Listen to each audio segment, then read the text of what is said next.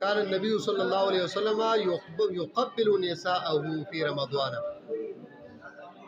رمضان المبارک په میاشت کې په روزه کې په ورځ کې کچا خپل بیبي خپل کړه او داغه سره ناسته کوله او یا لمسې کو نو پدې کې په روزه کې سفرق نه راځي. ها خدا کار به هغه کس کوي چې هغه په ځان باندې کنټرول ساتل شي چې بیا روزه خراب نشي او نور چې کوم دی په دې سره په روزه کې سفرق نه راځي.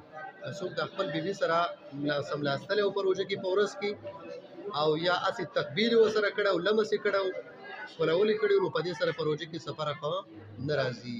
نبی رسول الله والسلام هم دا عمل کو نو په دې کې په روزه کې سفرق ناراضي. ها دا نبی سم دې لپاره کړی چې امت ته تعلیم میلاو شي. دا څنګه چې سبا امت بیا په اختلاف کې پروژي یاره دا کار جایز دی او کدا جایز نه دی. نو دی وجه نبی رسول الله په ذات خود کړی دی چې امت ته دا خبره پټه پاتې نشي.